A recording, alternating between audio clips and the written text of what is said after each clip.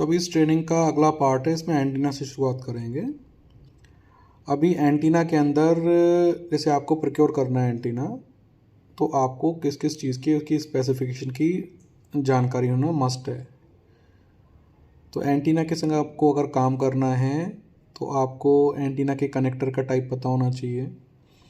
DIN type है, N type है, किस टाइप का कनेक्टर है। और सबसे पहली चीज़ जो है, आपको कौन सा एंटीना प्रोक्योर करना है जो कि आपको ऑपरेटर ने फ्रीक्वेंसी दी है, उसी फ्रीक्वेंसी बैंड को इंक्लूड करता हुआ एंटीना चाहिए होगा। जैसे 800 मेगाहर्ट्ज़ आपको मिला है, ये 2600 मिला हुआ है आपको, तो वो फ्रीक्वेंसी को मैच करते हुए एंटीना होना चाहिए उसी बैंड के। आप अगर 1800 के ले लेंगे तो वो काम नहीं करेंगे, वो ट्रांसमिट रिसीव उस पर कर नहीं पाएंगे। फ्रीक्वेंसी बैंड बहुत इंपॉर्टेंट है। ट्रांसमिट पावर, जैसे TX पावर करके शॉर्ट फॉर्म में लिखा हुआ है, TX RX लिख देते हैं ट्रांसमिट और रिसीव को शॉर्ट फॉर्म में कई बार कम्युनिकेशन में। तो TX पावर आपकी नॉर्मली 17 dBi रहती है, 800 मेगाहर्ट्ज़ के आसपास।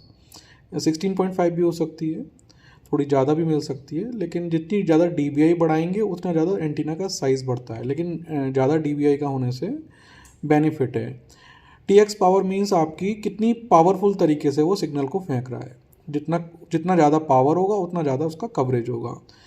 जैसे कि फ्रीक्वेंसी तो ये हो गई, जैसे कि ऑडियो की बात करें तो अगर मेल की जो आदमी हैं उनकी जो फ्रीक्वेंसी लो होती है और फीमेल की फ्रीक्वेंसी हाई होती है, शार्प होती जाती है, लेकिन हाँ वो ऑडियो रेंज के अंदर होती हैं सारी की सारी। ऐसे ही यहाँ पे ये जो हमारे ऑडिबल रेंज में नहीं है ये फ्रीक्वेंसी, लेकिन जो मोबाइल है वो उसको ट्रांसमिट और रिसीव वो भी कर सकता है, वो सुन सकता है। मोबाइल इज़ द रिसीवर और the year of what ever like it is telling. If antenna is telling something, mobile must listen actually. तो एक तरह से ये मुंह और कान की तरह काम करते हैं। तो यहाँ पे ट्रांसमिट पावर का मतलब आप कितना साउंड, कितना तेज बोलते हैं उस चीज़ को। तो 17 dBi मीन्स आपका 70 dBi उसमें और ऐड हो जाएगा। जितना जो RRU वगैरह में जितनी पावर है, ट्रांसमिट पावर फॉर एग्जांपल 40 वाट का है वो, या 43 dBm बोल सकते हैं उसको, या 46 dBm का। 43 dBm is 20 watt, 40 dBm is 10 watt, 37 dBm is 5 watt. Every 3 dBm jump is equal to is nothing but the doubling the power. आपका अगर 37 dBm 5 वाट है तो 3 dBm ऐड करेंगे, 40 dBm आएगा, तो that mean 10 watt. 43 dBm is 20 watt, 46 dBm is 40 watt. तो ये तो RRU तक की पावर हो गई। उसके आगे आपका जो पावर ऐड होगा वो एंटीनास को ऐड करेगा। तो 17 dBi वो उसको और एम्पलीफाई करेगा, और ज़्यादा मतलब कवरेज देगा। अगर 70 dBi का है, अगर हम 20 dBi पे चले गए तो डबल कर देगा कवरेज को, वो नियरली डबल कर देगा। तो जितना ज़्यादा dBi पे जाएंगे उतना, लेकिन ऐसा नहीं होता कि हम जितना भी ज़्यादा dBi जाएँ, एक मैक्सिमम लिमिट रहती है। 800 पे आपकी 17 dBi नियरली लिमिट है। उसको ज़्यादा बढ़ाएंगे तो साइज़ बढ़ जाते हैं, उसके बल्कि हो जाता है एंटीना। अगर हम 450 मेगाहर्ट्ज़ पे जाएंगे तो 14.5 dBi इज़ द लिमिट। उसके ऊपर जाएंगे तो आपका एंटीना साइज़ प्रैक्टिकल नहीं होते, बहुत ज़्यादा बढ़ जाएंगे।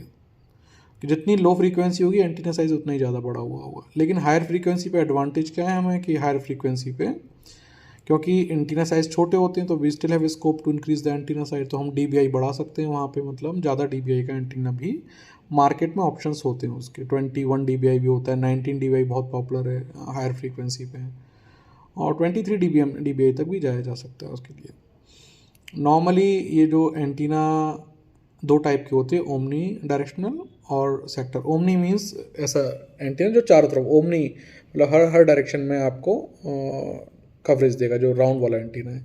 ये सेक्टर एंटीना है, ये वाला। ये पर्टिकुलर सेक्टर में एंटीना देगा। फॉर एग्जांपल अपनी हॉरिजॉन्टल बीम विड्थ के हिसाब से, यानी या तो 65 डिग्री होगा, 90 डिग्री भी हो सकता है, 30 डिग्री भी हो सकती है। 30 डिग्री आपको कोई रिमोट में विलेज कवर करना है अपनी हाईवे की साइड से, तो बेटर एक नैरो बीम आप उस तरफ डालेंगे, तो वो पर्टिकुलर, क्योंकि जितनी बीम नैरो होगी उतनी दूर तक जाएगी। तो अगर उसी हम RRU में 65 डिग्री लगाएं, 90 डिग्री लगाएं या 30 डिग्री लगाएं, तो 30 डिग्री की रेंज बहुत ज़्यादा होगी, लेकिन उसकी हॉरिजॉन्टल कवरेज कम होगा, लेकिन डिस्टेंस ज़्यादा बढ़ जाएगी। इस तरीके से होता है। और ये आपका सेक्टर एंटीना दिखाया गया, ये सेक्टर है। ये इसमें वी शेप का ऊपर जो मैकेनिकल अरेंजमेंट लगा है इसको टिल्ट बोलते हैं, मैकेनिकल टिल्ट। ये ओमनी है राउंड वाला एंटीना। तो ये एंटीना के और भी स्पेसिफिकेशन में जानने ज़रूरी होते हैं हम जब लेते टाइम, कि हम कितना लेना है, 65 डिग्री के कितने लेने हैं, 90 के कितने लेने हैं। 65 डिग्री का आप एंटीना लगाएंगे तो जैसे अर्बन एरिया में तो पॉल्यूशन कम रहता है, कम डिग्री के लगाने चाहिए एंटीना। और 65 डिग्री आप चाहें तो वहाँ भी लगा सकते हैं, हाईवेज़ पे भी। आपको हाईवे अगर सीधा है, लेफ़्ट राइट कुछ नहीं है, विलेजेस नहीं है, तो 65 डिग्री लगाने से फ़ायदा क्या होगा, वो दूर तक जाएगा। लेकिन आसपास विलेजेस हैं, कुछ हैं, आपको डिस्क्रीट इधर उधर कवरेज चाहिए, आसपास फैला हुआ कवरेज चाहिए, तो 90 डिग्री लगा सकते हैं। उसमें क्या होगा, आपको हॉरिजॉन्टल ज़्यादा कवरेज मिल जाएगा, लेकिन दूर तक नहीं जाएगा वो उतना जितना 65 जाता है। तो 65 का पेनिट्रेशन, डिस्टेंस या कहें या फिर पेनिट्रेशन भी कहें, बिल्डिंग पेनिट्रेशन भी इन सबका ज़्यादा होता है। जितने डिग्री स्मॉल होते जाएंगे उतनी बीम शार्प होती जाएगी, उतनी ज़्यादा पेनिट्रेट भी करती होगी बिल्डिंग के अंदर। वर्टिकल बीम विड्थ भी होती नॉर्मली 15 डिग्री होती है, लेकिन ये उतना बड़ा क्राइटेरिया नहीं होता है कि वर्टिकल बीम विड्थ का। Horizontal beam width is very important, कि हम कितने 50% एंटीना हमने 65 डिग्री के ले लिए, 50% 90 डिग्री के ले लिए, कुछ 30 डिग्री के भी ले लिए हमने, कुछ परसेंटेज सर्टेन, वैसा कर सकते हैं। साइज़ वेट देखना ही बहुत ज़रूरी है, क्योंकि हम डिफरेंट जो टावर के ऑपरेटर्स होते हैं, फॉर एग्जांपल अमेरिकन टावर्स रहा, हीलियोस करके है, ये ईटॉन करके होता है, बहुत सारे अलग अलग कंट्री में अलग अलग रहते हैं। एटीसी पूरा वर्ल्ड वाइड है, बहुत जगह एटीसी टावर आपको बहुत जगह मिल जाएंगे, अमेरिकन टावर कंपनी करके एटीसी। तो उनको ज़्यादा साइज़ और ज़्यादा वेट का एंटीना होगा तो आपकी रेंटल वो बढ़ जाएगा, आपका वो विंड लोड बढ़ जाएगा उसका, और उस हिसाब से वो आपकी कॉस्ट ज़्यादा लगेगी, रेंटल ओपेक्स बढ़ जाएगी। और एक अगर $10 भी ओपेक्स बढ़ जाती है, $5 भी, तो आपको पूरे नेटवर्क के एंटीना से जब मल्टीप्लाई करेंगे तो बहुत बड़ी कॉस्ट होती है वो। तो साइज़ वेट भी देखना पड़ता है, ऐसा नहीं है आपने किसी भी रैंडम वेंडर का ले लिया और उसका वेट और साइज़ बहुत ज़्यादा बल्कि है, लोकल बनवा लिया।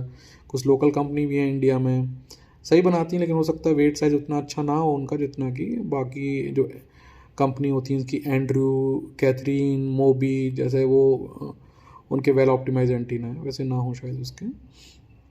तो फ्रीक्वेंसी बैंड हो गया, TX पावर हो गया, ओमनी लेना है या सेक्टर लेना है, मोस्टली सेक्टर लिए जाते हैं, ओमनी डायरेक्शनल एंटीना बहुत कम लिए जाते हैं, 1% 2% ही होता है आज की डेट में, उतना भी नहीं लिया जाता। साइज़ वेट देख लिया। दूसरा उसका इलेक्ट्रिकल टिल्ट देखना पड़ेगा, उसमें इलेक्ट्रिकल टिल्ट है या नहीं है पहले तो।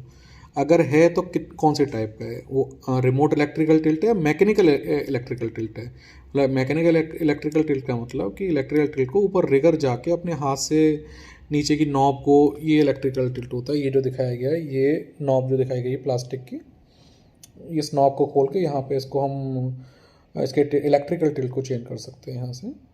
तो ये मैकेनिकल है, ये इसमें रिमोट इलेक्ट्रिकल टिल्ट है। रिमोट इलेक्ट्रिकल टिल्ट है तो यहाँ से केबल निकल के जाएगी आपके RRU के अंदर, तो वो रिमोट इलेक्ट्रिकल टिल्ट के लिए होता है। रिमोटली आपको रिगर को ऊपर चढ़ाने की ज़रूरत नहीं है, आप नीचे से आप U2000 के थ्रू या LMT के थ्रू कर सकते हो।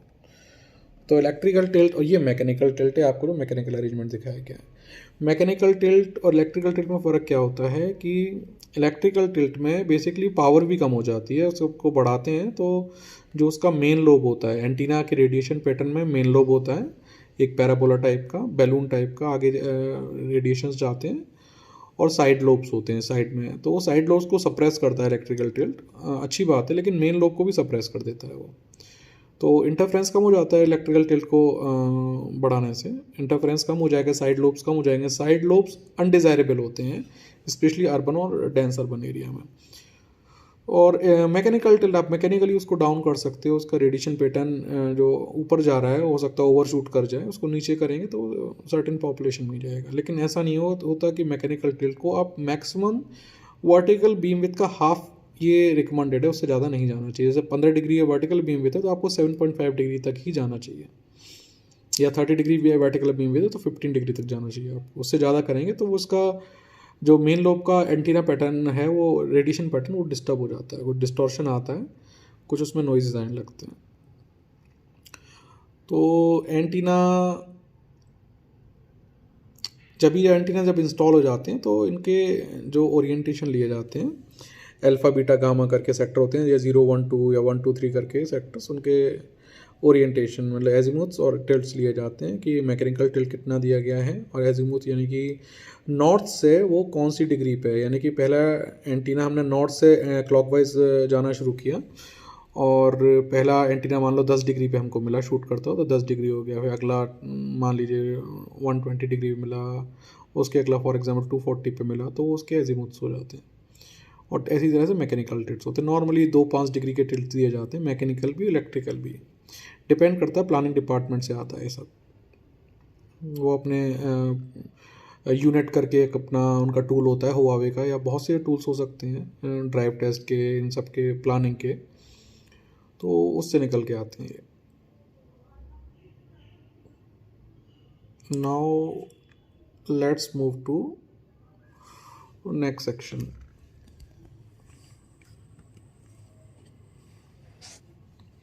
अभी केबलिंग आ गया, एंटीना के बाद केबलिंग अगला टॉपिक आ गया, क्योंकि एंटीना से नीचे केबल निकल के आता है। तो ये पुराने ज़माने में फीडर आया करता था, जो अभी आना बंद हो गया है। काफ़ी बल्कि होता था केबल, इसमें बहुत स्टीलिंग वगैरह होती थी, बहुत प्रॉब्लम थी। रिगर्स वगैरह, टेक्नीशियंस हो गए, या फिर लोकल कोई भी इंस्टॉलेशन वाले हो गए, काफ़ी कुछ एक्स्ट्रा काट के इसको वेस्टेज करके और ले जा के इसको सेल आउट कर दिया करते थे। ये बहुत बड़ा प्रॉब्लम था। एनीवेज अभी ये नहीं है, अभी RRE और BB में स्प्लिट कर दिया गया है ई नोट बी को, तो उसके बीच में सिपरी लगती है। अभी ये केबल का भी यूज़ नहीं है। और ये जंपर केबल बहुत मस्त है, जंपर केबल लगता है जैसे दिखाई दे रहा है RRE से लेके एंटीना के बीच में ये केबल लगता है।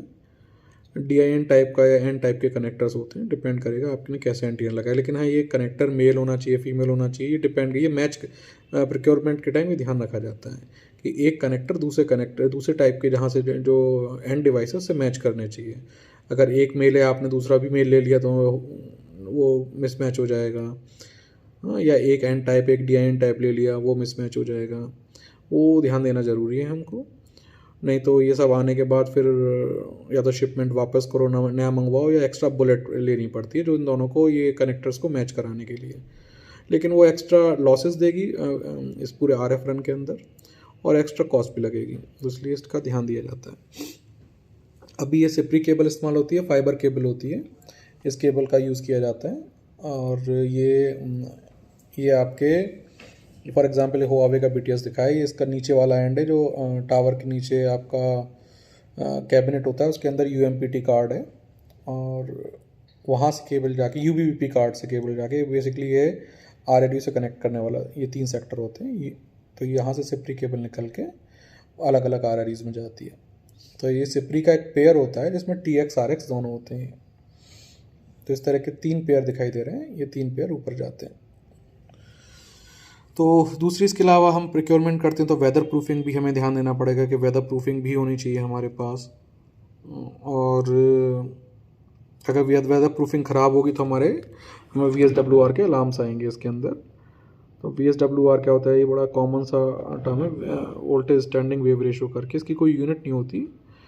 ये रिटर्न लॉस को रिटर्न लॉस के जैसे रिटर्न लॉस मतलब कि सिग्नल आप जा रहे हैं तो वो रिटर्न आ रहा है, एक्चुअली कोई लॉसेज आ रहे हैं उसके अंदर, वो VSWR उससे होता है। VSWR के थ्रू चेक किया जाता है। पहले साइट मास्टर से चेक किया करते हैं साइट इंस्टॉलेशन के टाइम, लेकिन अभी आज की डेट में ये सब चेंज हो गया है।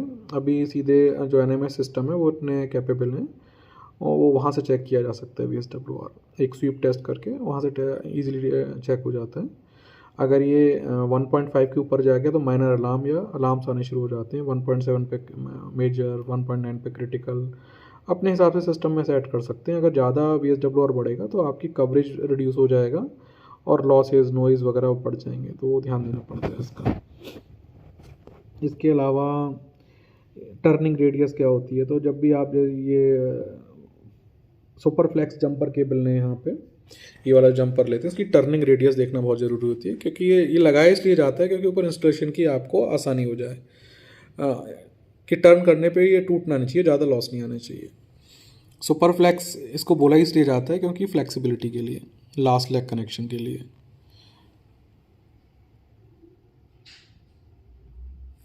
पहले के टाइम में साइट मास्टर से हम VSWR चेक करना या कहाँ पे फॉल्ट है लाइन के अंदर, वो सब चेक करना किया करते थे। लेकिन अभी ये सब चेंज हो गया, DTF वगैरह ये अभी नहीं निकाला जाता, पहले ज़्यादा होता था, अभी नहीं कुछ होता। ये डिफरेंट टाइप के कनेक्टर होते हैं, DIN type, N type, SMA, इसलिए मेनली RF सेक्शन में DIN और N टाइप यूज़ किया जाता है। और इसका EIRP भी एक बहुत कॉमन टर्म में यूज़ करता है, इफेक्टिव आइसोट्रोपिक रेडिएशन पावर होता है। तो ये एंटीना से निकलने वाली पावर को बोलते हैं। इसमें जो RRU ने पावर आपका थ्रो किया और जंपर में और कनेक्टर्स में जो जो लॉस हुए वो माइनस होंगे, प्लस एंटीना की DBI, जैसे 17 DBI का है तो वो ऐड होगा। जैसे कि आपका 40 dBm ने RRU ने थ्रो किया पावर, प्लस 17 DBI उसका पावर हो गया, माइनस 1 dB पर मीटर जंपर में लॉस हो गया, कनेक्टर में 0.5 dB पर कनेक्शन लॉस हो जाता है। ऐसे करके EIRP निकाली जाती है इसकी। इसमें ये चेक करना ज़रूरी है, जो आपके आज की डेट में जो आप फाइबर लेते हैं तो फाइबर के मॉड्यूल्स होते हैं, ये मैच करने चाहिए आपके। ये जहाँ इंसर्ट हो रहा होता है वो मॉड्यूल का टाइप मैच करना चाहिए।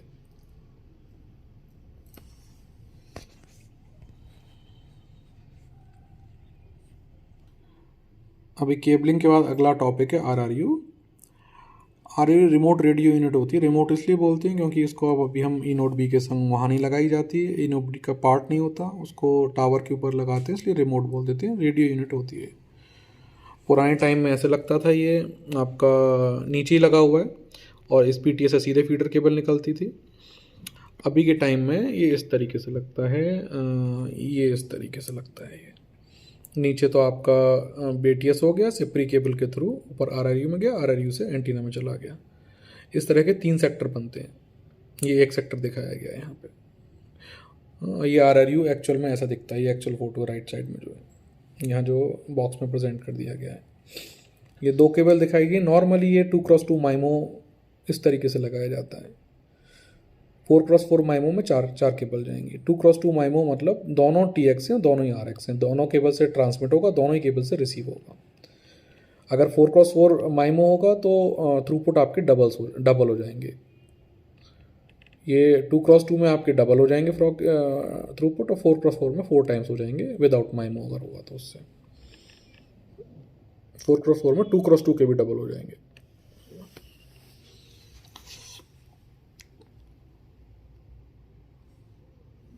तो BTS बेसिकली ये BBU RRU को मिला के बोलते हैं। पहले इस तरीके से फीडर जाया करती, रेड कलर की फीडर दिखाई गई जो सीधे एंटीना में जाया करती थी। आज के डेट में BBU नीचे रह गया, RRU ऊपर चला गया, फीडर हट गई, उसकी जगह ये केबल लग गई सिपरी यहाँ पे। तो RRU में भी आपको चेक करना पड़ेगा कौन सी फ्रीक्वेंसी का RRU है। ये फ्रीक्वेंसी को आप इसको बोल सकते हैं, जैसे 850 मेगाहर्ट्ज़ है, उसको बैंड 5 बोलते हैं। बैंड 1 होता है 21 मेगाहर्ट्ज़, बैंड 7 FDD होता है 26 मेगाहर्ट्ज़, और बैंड 20 800 DD फ्रीक्वेंसी को बोलते हैं। 2 टाइप के टेक्नोलॉजी रहती हैं LT में, FDD और TDD। FDD में अगर 10 मेगाहर्ट्ज़ है तो मीन्स आपका 10 मेगाहर्ट्ज़ अपलिंक का, 10 मेगाहर्ट्ज़ डाउनलिंक का। उसको 20 नहीं बोलेंगे, उसको 10 ही बोलेंगे। आपको FDD में 10 मिला हुआ है, लेकिन वो अपलिंक डाउनलिंक की अलग अलग फ्रीक्वेंसी होती है। अगर TDD में 10 मिला हुआ है तो मीन्स आपको 10 ही मेगाहर्ट्ज़ मिला हुआ है, उसी में आपको अपलिंक और डाउनलिंक करना है। हायर फ्रीक्वेंसी में नॉर्मली TDD होता है। 2600 में TDD ज़्यादा पॉपुलर है, FDD कम है। 1800, 2100 और 2300, 2500, 2600, इसमें 21 ऑनवर्ड्स तो TDD ज़्यादा पॉपुलर होता है एक्चुअली। और नीचे जो एनक्लोजर होता है उसकी रेटिंग होती है IP65 है, जैसे for example 6 for dust, 5 is for water. तो 65, 67, 66, 68 इस तरह की रेटिंग होती है। मीन्स 5, 6, 7, 8 जो पीछे का डिजिट चेंज हो रहा है उससे उसकी रेटिंग हाई होती जा रही है। ठीक है, IP65 is enough for outdoor actually. 66 करेंगे और अच्छा हो जाएगा, 67 पर और अच्छा हो जाएगा आपका। और रेटिंग कि आप पानी के अंदर भी डाल लेंगे, हमें पानी के अंदर डालने नहीं होता, केवल रेन से बचाना होता है। 65, 66 इज़ गुड इनफ एक्चुअली। तो इस तरीके से उनकी रेटिंग्स होती है। तो ट्रेडिशनल RRU का होते हैं, इनको स्प्लिट 8 RRU बोल सकते हैं, लेकिन वो ओपन रैन पढ़ेंगे तो उसमें आएगा वो सब चीज़ें। RRU को टावर पे शिफ्ट करने से हमें फ़ायदा ये हुआ कि हमारा फीडर केबल का वो प्रॉब्लम चला गया। वो सारा इश्यूज़ हमारे VSWR के अलार्म, बीच में एंटीना, पानी की वेदर प्रूफिंग करो, वो सब कुछ हट जाता है इसके अंदर। और ये इजी हो जाता है, लेस कॉस्ट लगती है इसके अंदर, ज़्यादा एफिशिएंट है। तो ये RRU के बारे में हो गया। अभी हम अगले टॉपिक पे बढ़ते हैं।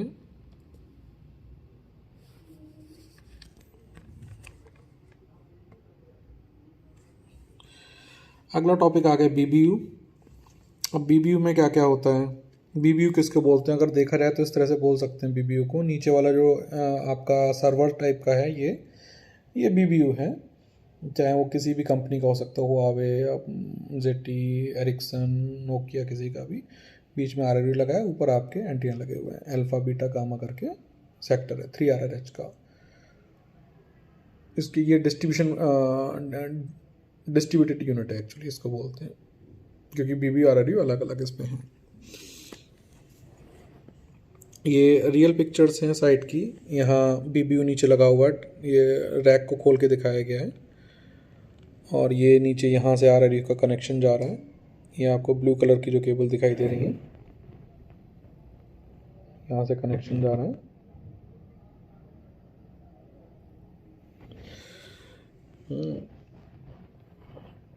ये क्लैंप मीटर लगा के हम टोटल उसकी करंट चेक कर रहे हैं, टोटल कितना करंट ये कंज्यूम कर रहा है।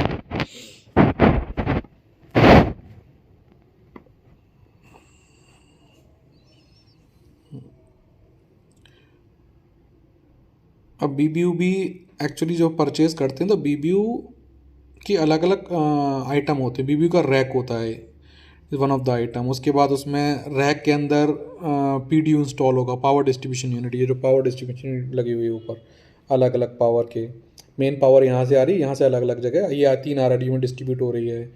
ये रैक के लिए जा रही है पावर, ये अलग अलग डिवाइसेस के लिए पावर जा रही है अंदर। और इनके अंदर भी अलग अलग कार्ड्स होते हैं, जैसे ये UMPT कार्ड दिखाई दे रहा है, ये वाला, ये UMPT कार्ड है बीच वाला। ये साइड के 2 स्क्रू खोलेंगे तो ये UMPT कार्ड यहाँ से निकाला जा सकता है।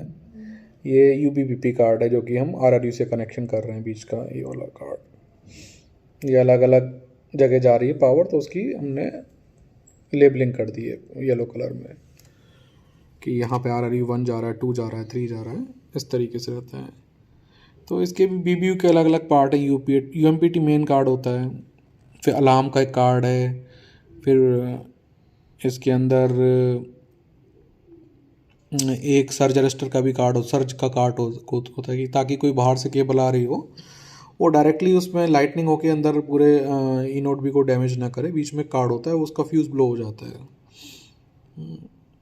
ये BBU के बारे में हो गया।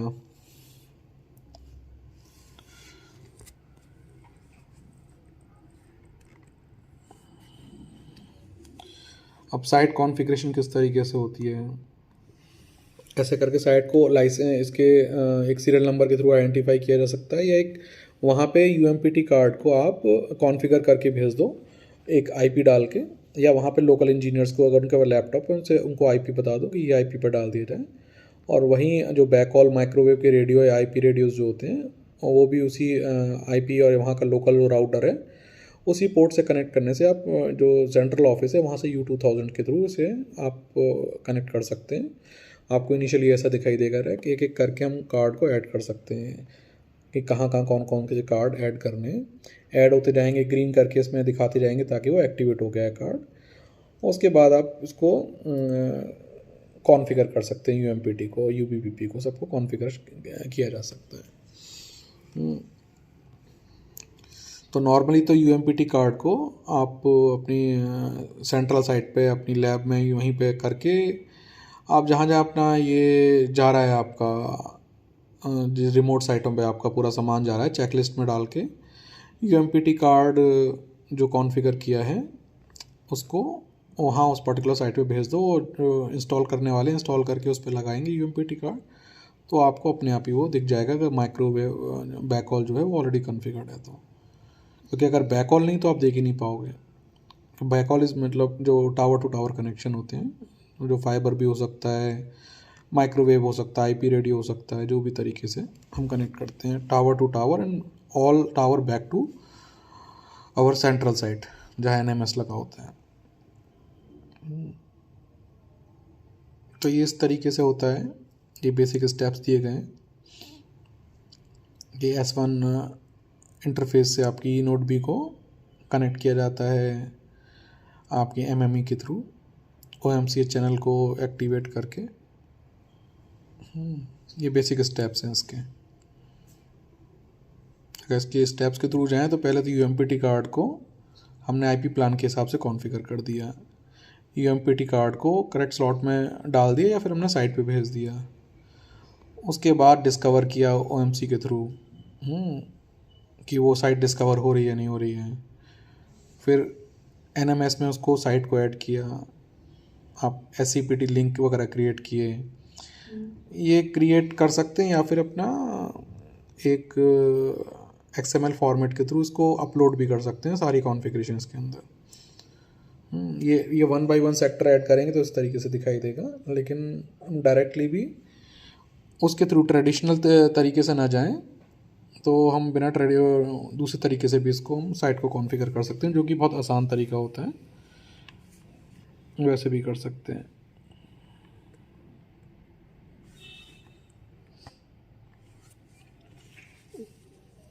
ये सर्वर वे CLI बेस्ड या XML बेस्ड उस तरीके से इसको किया जाता है, कमांड लाइन इंटरफेस से के थ्रू भी किया जा सकता है।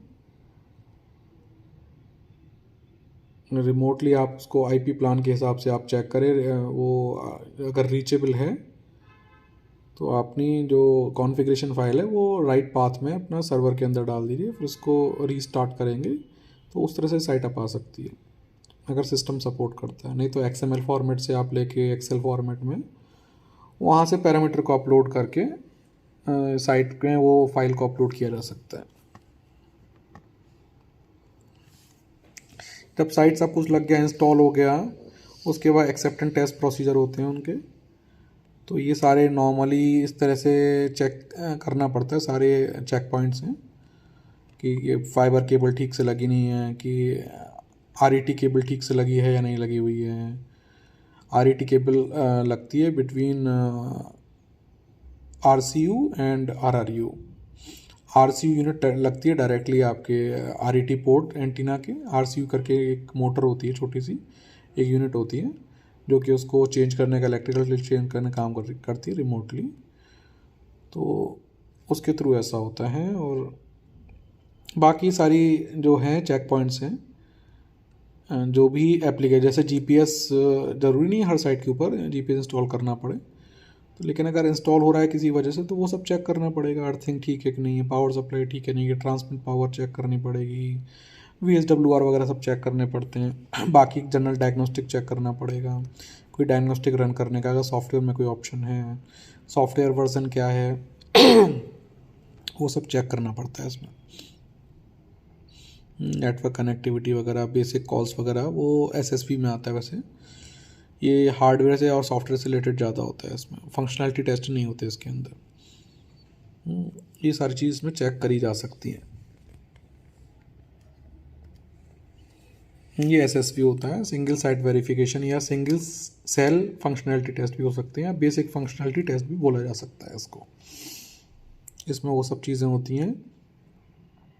तो इसमें ये देखा जाता है कि आपको साइट के पास RSRP कैसा मिल रहा है। RSRP मतलब LT का कैसा कवरेज मिल रहा है। LT में RSSI नहीं यूज़ करते, RSRP यूज़ करते हैं। तो ये एक्सीलेंट होने के इसका ये है कि -80 से बेटर है, यानी कि -70, -60, -55, -75 भी अच्छा होता है। ये साइट के पास बहुत अच्छा मिल जाता है। -55 तो ईज़िली मिल जाता है साइट के पास, और भी बेटर मिल सकता है। तो वो देखना पड़ेगा वो कितना होता है, वहाँ पे कितना मिल रहा है आपका। ये सब चीज़ें चेक करनी पड़ती हैं। RS क्वालिटी क्या आ रही है उसकी, SINR क्या है। तो ये साइट के पास चाहिए तो एक्सीलेंट की रेंज में होने चाहिए सारे के सारे। फिर एक छोटा सा ड्राइव टेस्ट किया जाता है और देखा जाता है कि सब कुछ ठीक है। वही वाले PCI जो कि कॉन्फ़िगर करे गए थे सेक्टर में, वही PCI उस समय रोड्स पे जो एक्सपेक्टेड है वहीं मिल रहा है। कि ग्रीन जहाँ सेक्टर शूट कर रहा है वहाँ पे हमें उस रोड के पे ग्रीन ही मिल रहा है PCI। कोई दूसरा पीसीआई नहीं मिल रहा, वो हमें चेक करना पड़ता है। पीसीआई एक सेक्टर में, जैसे कि सीडीएमए में या डब्ल्यूसीडीएमए में स्क्रैम्बलिंग कोड डालते थे पीएन, वैसे ही यहाँ 4G में पीसीआई डालने पड़ते हैं हर सेक्टर के। ये प्लानिंग डिपार्टमेंट से आते हैं। छोटा सा ड्राइव टेस्ट कर लेते हैं हम। ड्राइव टेस्ट में मतलब 80-90% जो है ग्रीन जोन में आना चाहिए, मीन्स अच्छे RSRP, अच्छे RSRQ में आना चाहिए, आसपास जो 200-400 मीटर के अंदर। तो इस तरीके से हम ड्राइव टेस्ट कर लिए हमने। बेसिक टेस्ट कर लिए कि फ्रीक्वेंसी कौन सी मिल रही है हमको, करेक्ट मिल रही नहीं मिल रही है, पीसीआई करेक्टली मिल रहे हैं, टैग करेक्टली मिल रहा है नहीं मिल रहा है, ये ट्रैकिंग एरिया कोड जो होता है उसका, एक ई नोट बी के ग्रुप को एक ट्रैकिंग एरिया कोड दे दिया जाता है, वो सही टैग मिल रहा है हमको नहीं मिल रहा। रूट सीक्वेंस नंबर होते हैं स्पेसिफिकली हर साइट पे डिफाइन करने पड़ते हैं, वो सही आ रहे हैं नहीं आ रहे। RSRP हमारी -95 से बेटर है नहीं पे, SNR क्या मिल रहे हैं आपको, ये सारी चीज़ें हमको चेक करनी पड़ती है। ये SSB है, SCFT में होता है। दूसरा हो गया RF का, तो इसमें RF planning, drive test, post processing, optimization, parameter tuning, ये सब किया जाता है। RF यूनिट जैसे हुआवे का टूल है, उससे RF प्लानिंग कर सकते हो आप। ड्राइव टेस्ट किया जाएगा, फिर उसके RF प्लानिंग के बाद आपने साइट इंस्टॉल वगैरह करके जब उसमें पैरामीटर अपलोड कर दिए, उसके बाद ड्राइव टेस्ट किए जाते हैं। ड्राइव टेस्ट से जो डेटा कलेक्ट हुआ उसका पोस्ट प्रोसेसिंग किया जाएगा कि ऑप्टिमाइजेशन के लिए यूज़ किया जाता है वो। और उसके बाद जो भी आपका टिल्ट वगैरह चेंज करना है या कोई मेजरली पैरामीटर मिसिंग हुआ मिला कि नहीं हमें ये कलर डल गया, यहाँ पे ऐसा नहीं होना चाहिए था, या हो सकता है कोई सेक्टर स्वैप हो गए हैं कि नहीं यहाँ पे तो कुछ और सेक्टर का कवरेज हम एक्सपेक्ट कर रहे थे, ये तो कुछ और आ रहा है, वापस जाके वो सारी चीज़ ठीक करी जाती हैं, टिल्ट वगैरह वापस ठीक किए जाते हैं अगर कुछ भी गड़बड़ है। ये कंटिन्यूस प्रोसेस है ऑप्टिमाइजेशन, एक पहला सेट करके दूसरा सेट करके इसको एक टाइम बाद मतलब रेडी टू कमर्शियल लॉन्च हो जाता है। आप कमर्शियली उसको आप हैंड ओवर कर सकते हो उसे, मतलब ऑपरेशंस को। ये NMS होता है, जैसे कि U2000 का पिक्चर दिखाया गया इस तरीके से दिखाई देगा। तो इसमें आप डिवाइस मेंटेनेंस वगैरह कुछ भी ऐड करना है यहाँ पे आप ऐड कर सकते हैं उसमें, site configuration, integration, alarm monitoring, history वगैरह, ट्रेसेस लेना। ट्रेसेस मीन्स आप हर बिट एंड बाइट को ट्रेस ले सकते हो उसका, कि वहाँ आजकल एक ड्राइव टेस्ट को मिनिमाइज़ करने के लिए MDT करके फीचर होता है, जिसमें आप NMS के अंदर ही एक तरीके से ड्राइव टेस्ट कर सकते हो। आप उसे लॉक कर दो, एक उसको ट्रेस लगा दो आप, वो ट्रेस आपका जो ड्राइव टेस्ट इंजीनियर है कोई भी, या कोई भी आपका, या ड्राइव टेस्ट इंजीनियर भी ना हो, कोई सब्सक्राइबर का ही लगा दिया हमने ट्रेस, तो उसका पता लगता रहेगा कि वो कौन से सेक्टर में है, उसे क्या सिग्नल मिल रहा है, क्या इशू है, सारी चीज़ पे वहाँ से एनालाइज की जा सकती हैं। तो MDT के थ्रू तो एक ट्रेस लगाया जा सकता है इसमें। परफॉर्मेंस रिपोर्ट इसमें आ जाती हैं, पैरामीटर चेंज कर सकते हैं, ट्रबल शूटिंग कर सकते हैं, कॉन्फ़िगरेशन बैकअप ले सकते हैं, अपग्रेड डाउनग्रेड कर सकते हैं सॉफ्टवेयर को, FCAPS कर सकते हैं, FCAPS fault configuration, audit, performance and I don't know security. तो ऐसा कुछ FCAPS करके बड़ा कॉमनली वर्ड यूज़ किया जाता है। NMS से आप FCAPS कर सकते हैं सारा काम। इससे आप ऑपरेशन मेंटेनेंस भी कर सकते हैं, या कोई सेक्टर डाउन है वो यहाँ पे अलार्म आ जाएगा, वो सेक्टर को आप ट्रबल शूटिंग करने के लिए इंजीनियर्स को भेज सकते हैं, वो ट्रबल शूट करके अगले वो RRU स्वैप करेगा, केबल स्वैप करेगा, या कुछ और कार्ड स्वैप करके देखेगा तो बताएगा ये आ रहे हैं, उसके बेस पे एनालाइज कर सकते हैं। कुछ टेक्निकल कुछ कॉमन सेंस के थ्रू ये बेसिक तो चीज़ हो जाती हैं कि प्रॉब्लम कहाँ पे और कैसे क्या अब करना है। ये अलार्म के कई टाइप होते हैं, वार्निंग होती है, माइनर होता है, मेजर होता है, क्रिटिकल होता है। नॉर्मली वार्निंग और माइनर पे ही हमको थोड़ा ध्यान देना चाहिए ताकि वो मेजर और क्रिटिकल में कन्वर्ट ही ना हो। लेकिन कुछ ऐसे अलार्म है अचानक से कुछ साइट पे डैमेज हो गया, कुछ भी हो गया, कुछ लाइटनिंग से कुछ RRU चला गया फॉर एग्जांपल, तो क्रिटिकल हो जाएगा एकदम से। वो सब हमें एनालाइज करना पड़ता है और ट्रबल शूट करना पड़ता है। ये सिस्टम की KPI होती है। KPI is like a blood report of any human body, वो कैसा परफॉर्म कर रहा है। तो जैसे हम KPI में CBC वगैरह से वो सारे टेस्ट कराते हैं अपने ब्लड रिपोर्ट में, ऐसी KPI होती हैं इनकी।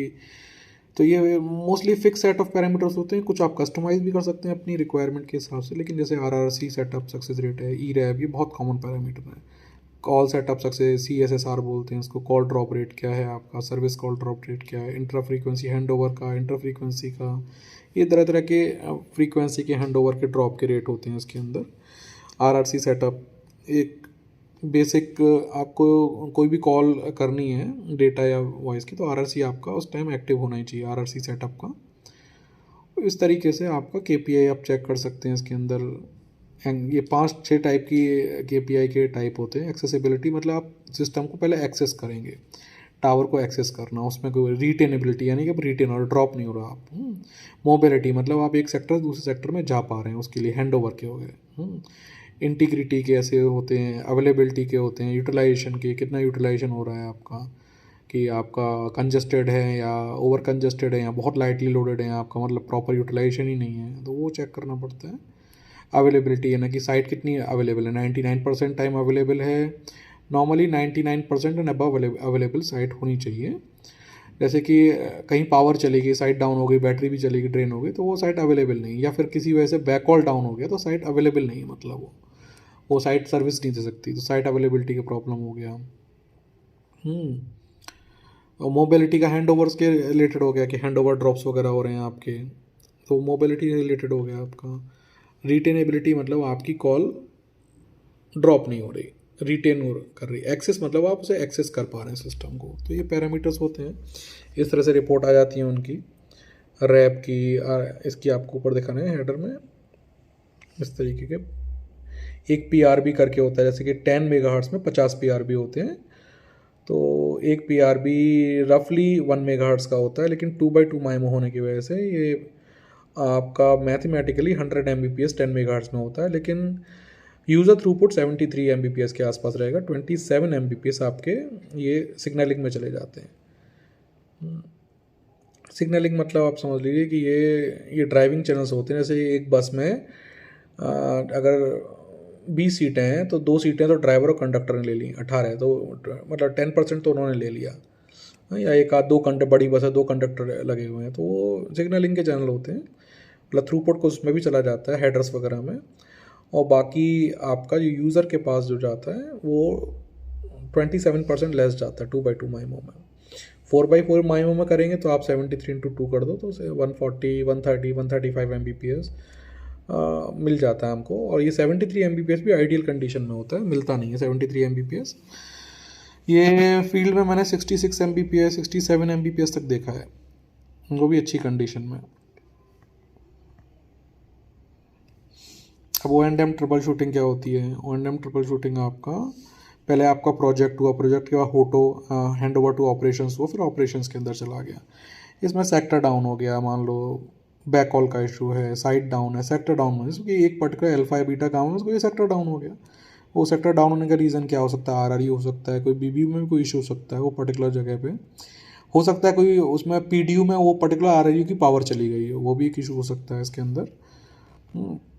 बैक कॉल इशू क्या हो सकते हैं? बैक कॉल में एंटीना में कुछ डैमेज हो गया हो, लाइटनिंग से कुछ ख़राब हो गया हो, राउटर में कुछ खराबी आ गई हो, या अलाइनमेंट बिगड़ गया हो, कोई किसी और ने कोई किसी दूसरी कंपनी का रिगर वहाँ चढ़ गया हो, आपके एंटीना पैर रख के निकल गया तो उसका आपके अलाइनमेंट ही बिगड़ जाएगा, वो उससे भी खराबी हो सकती है। या आपने थर्ड पार्टी से अगर वो लेके रखा हुआ है, वाइबर से कनेक्टिविटी हो सकता है, उस वजह से उनकी कनेक्टिविटी में इशू, वहाँ चेक करना पड़ेगा। नॉर्मली रिडंडेंट जो मेजर लिंक है वो रिडंडेंट होने चाहिए, यानी कि आपको एक तरफ से फाइबर कनेक्शन भी जा रहा है और अपना पर्सनली माइक्रोवेव भी लगाया हुआ है, या इस तरह से कोई स्टार बनाया हुआ है या एक चेन बनाया हुआ है रिंग टाइप का, कि अगर एक साइड से कनेक्शन टूटे तो वो दूसरी साइड से आपको मिल जाए कनेक्शन। रिंग में है साइड्स, मतलब वो प्रोटेक्टेड है दोनों साइड से, एक रिंग का एक हिस्सा टूटेगा तो दूसरी साइड से मिल जाएगा उसको। तो आपका PRB यूटिलाइजेशन तो कम नहीं है, यूटिलाइजेशन कम है, वो भी O&M में डाल सकते हैं कि यूटिलाइजेशन कम है, तो आप उसे ट्रबल शूट करो और उसको वो हार्डवेयर को मूव करा सकते हैं। जहाँ पे यूटिलाइज नहीं हो रहा वहाँ से निकाल के, जहाँ यूटिलाइज ज़्यादा हो रहा है वहाँ पे डाल दो उसको हार्डवेयर को। साइट डाउन है, क्यों डाउन है? मोस्टली पावर की वजह से डाउन होती है। सेकंड रीज़न होता है बैकऑल की वजह से डाउन होना, ये 2 ही रीज़न होते हैं। तीसरा कोई वेंडलाइज कर गया, कुछ वहाँ ट्रबल आ गई। बेसिक रीजन यही होते हैं। VSWR तो नहीं बढ़ गया आपका, कॉल ड्रॉप्स तो नहीं बढ़ रही हैं, कॉल ड्रॉप्स बढ़ रही हैं तो वो आरएफ वाले भी इन्वॉल्व हो गए, आपको बेसिक टेस्ट आपको करना पड़ेगा। कॉल ड्रॉप बढ़ रही है ओवर सिस्टम में तो कौन सी साइट पे बढ़ रही है, कौन से सेक्टर पे बढ़ रही है, वो आपकी परफॉर्मेंस रिपोर्ट के अंदर आ जाएगा। उसमें आप चेक करो कि उस सेक्टर में चल दिख तो आप रहा है लेकिन कॉल ड्रॉप है, क्यों कॉल ड्रॉप है, कुछ क्या इशू आ गया, वो जाके चेक करना पड़ता है। हाई टेम्परेचर तो नहीं हो गया साइट का, आरआरयू में कोई फॉल्ट तो नहीं हो गया, हैंडओवर में इशू तो नहीं आ रहे, डोर तो ओपन नहीं है, डीजी के कुछ अलार्म तो नहीं आ रहे हैं आपके पास, इस तरह के अपलिंक ब्लर तो नहीं है, मतलब कि आपके उसमें एक्सटर्नल या इंटरनल कोई इंटरफ्रेंस तो नहीं आ रहा। अपलिंक ब्लर करके बोलते हैं उसको, या RFRSI करके बोलते हैं उसको, ये इंटरफ्रेंसेस होते हैं। इनकी रेंज अगर -95, 96, -100 तक है तो आपका कवरेज स्क्वीज हो जाएगा, थोड़ा कम हो जाएगा कवरेज, और परफॉर्मेंस पे डाउनग्रेड हो जाएगी परफॉर्मेंस। तो अपलिंक ब्लर वगैरह देखना पड़ता है। इंटरफेरेंस के कोई इशू तो नहीं है, थ्रूपुट्स लो तो नहीं आ रहे, सेल एज पे जो लोग हैं उनको यूज़र को इशू तो नहीं आ रहे, PRB यूटिलाइजेशन बहुत हाई भी तो नहीं है, अगर हाई है तो कंजेशन है, मतलब आपको कुछ और, मतलब आपके पास उसी सेक्टर में आपके 10 Mbps में 100-200 लोग आपके एक्टिवली लगे हुए हैं, तो इतने में तो आपको फिर उनको 4G का एक्सपीरियंस नहीं मिलेगा, आपको कुछ करना पड़ेगा। RRC की कोई इशू तो नहीं है, पावर तो फेल नहीं हो रही, इस तरह के ऑपरेशंस के इशू आते हैं, नॉर्मल ट्रिपल शूटिंग से हम चेक कर सकते हैं।